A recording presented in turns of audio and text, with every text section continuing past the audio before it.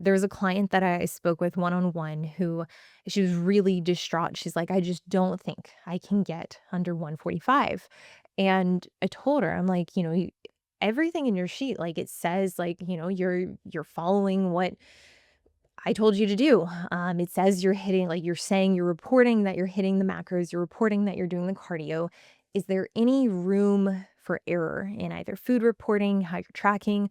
Are there slip ups happening? Are there things that you don't realize? Are you cooking with the food? Are you weighing things not raw? Like, are you weighing it cooked? Are you, changing your cooking methods? Are you having meals that you're like accounting for in MyFitnessPal, but the way you're logging them is, not really honest and not very accurate.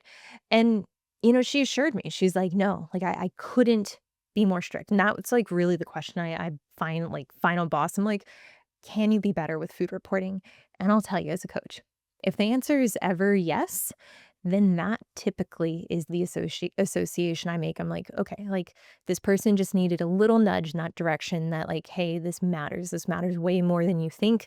And it just means like you're going to have to be more accountable. So this kind of leads into the framework that I'm going to recommend. If this is you, if you're like, I can't get under 135, I can't get under 130, I can't get under 18% body fat or whatever it might be, this is what I would do. If I was struggling, if I felt like I was stuck and I was just like, I don't have an answer. Step one, increase food reporting if possible. Reduce untracked overages, reduce bites, licks. If you are using oil, start weighing that shit. For the record, if you're doing anything and you're not weighing it, if you're not taking like a very clear and like brutal inventory of what's going in your mouth in terms of calories, then like start doing that. Um, Also, like, sub bullet here, if you're not tracking sodium and, like, I just had a client yesterday who's like, "I don't know why I didn't lose weight." Like, we're doing I did all the cardio this week. I even, like, did a little bit more, and I asked him, like, "Okay," like, I know he likes to get, like, rotisserie chicken, and, like, sometimes I'll get prepped proteins, and I was like, "Okay, so what happened this day?" Because there was, like, a 4-pound overage the next day. I'm like, "What did you eat? Like, walk me through your meals." And he's like, "Well, I got some barbacoa from the butcher." And I'm like, "Okay, cool." And I was like, was it seasoned?" He's like, "Well, yeah, but, like, it's just their normal seasoning." I'm like, "How often do you eat this?" He's like, "I mean, not very often. It's some place, like, my wife likes to go, and, like, I figured it would be good, and I really wanted, some protein, like, that I didn't have to prep." And I'm like, they like, I love cooking meat. Like, I love cooking, like, period, but I love, like, doing, like, dry brines, and I'll tell you, like, the last time I followed a recipe for, like, a skirt steak, it had, like, 7 grams of sodium in 2 pounds of meat, and I mean, like, between Jordan and I, like, we each had almost, like, I mean, like, I think he had over a pound, but I had somewhere close to a pound, and I'll tell you, like, 4 grams extra of sodium, it matters. It will cause you to retain more water. So, under the aspect of food reporting, if you're not aware of your sodium intake, if you're making like at home soups, if you're doing anything where sodium is just finding its way in, it doesn't matter if you're aware of these like overages like they're not deviations. It's just like building awareness around things that could be fucking with your scale weight or fucking with your progress. So, this goes into point number two. Identify artificial inflations, things that muddy up scale weight. And I actually have a whole video on this. Is it a hormonal imbalance or is it an artificial inflation? There are so many things day to day that can screw with scale weight. And this is why I like capturing 7 data points because it, one, gives us an average. So it reduces the chance that we're going to use basically a super low weigh-in or a super high weigh-in that's not 100% accurate to make decisions about any kind of changes we make to our deficit the next week. So, real quick, wake time, that's a common one I see. People will normally wake up at 7. When they wake up at 5, they're like, I don't know why I'm up 2 pounds. GI regularity.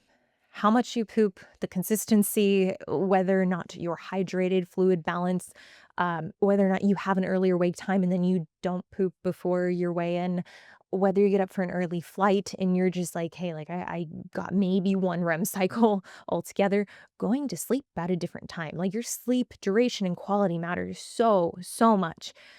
This is why having consistent sleep hygiene is so, like, it's imperative if you're wanting to reduce artificial inflations, making sure that you have a very clear idea of like, I go to bed and I fall asleep between let's say 9 and 10 p.m.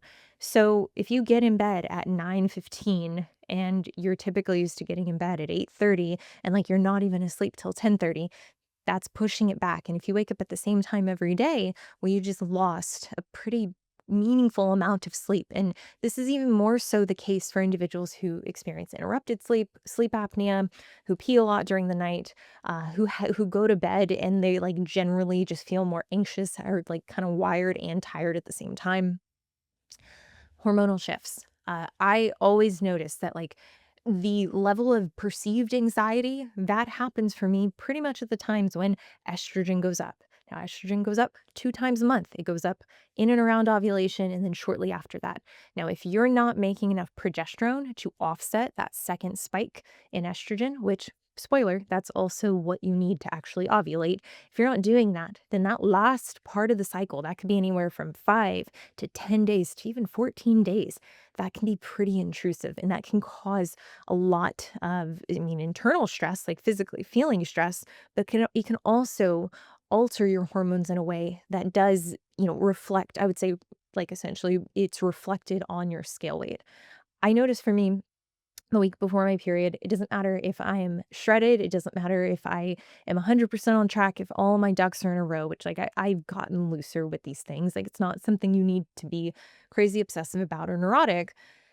I still notice, like, every week every month on repeat, there is about 4 to 5 days where even if, I'm doing what I'm supposed to do and there's no accidental overages, scale weight will go up, which then will shift my average.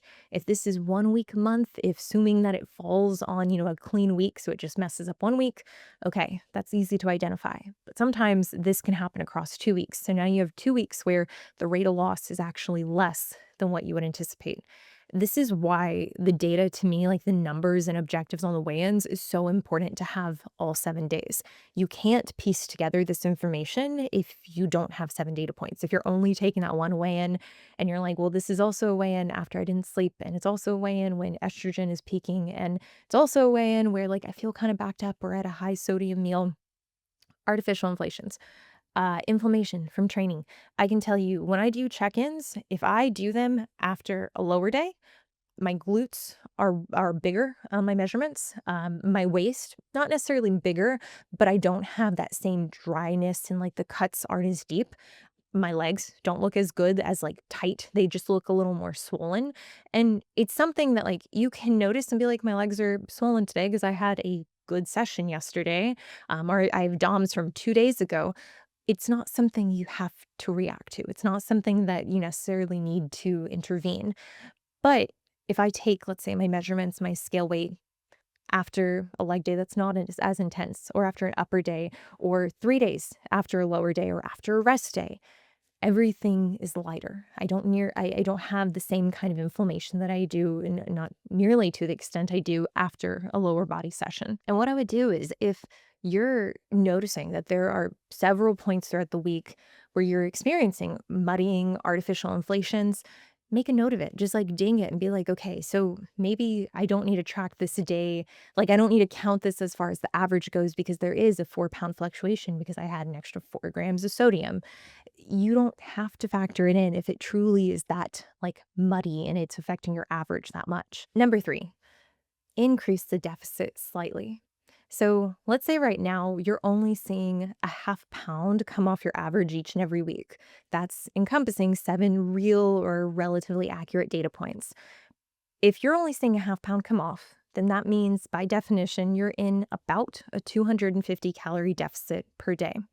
So if you were to increase this by another 250 calories, this means that you should relatively see 1 pound come off each week. Now, if you're unsure, if you're like, hey, I'm seeing point 0.2 or I'm point 0.3, and I don't know how many of these are artificial, I don't know if this is truly where I'm at.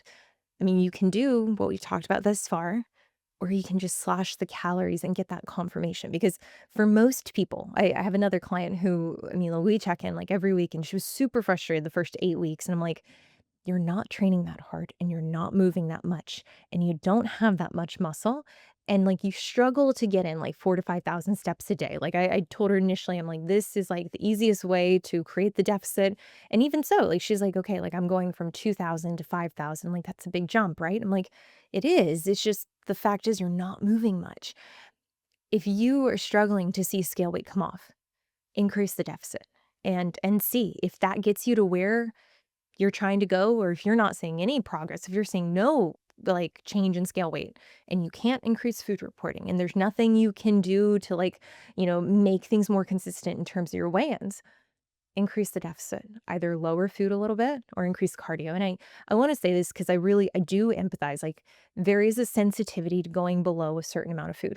Some people they have this idea that like under 1,400 calories, under 1,300, under 1,100, or at 1,000. Like, I'm gonna break my metabolism. I'm gonna ruin, the thing is, like, for many people, yes, this isn't sustainable. And that's the bigger issue is that if you stay at this amount of food, you're probably not going to be able to adhere to it. So it might not make sense for you to go down to such low calories, but at least temporarily, I'll say it will at least confirm that like, hey, it is possible. But then we kind of go up to like our third point in this, I don't know, breakdown. It just means that for you to lose the amount of weight you want to lose, you're going to have to be more aggressive and more disciplined and more strict than you can technically do with your current skill of dieting. And that is a hard truth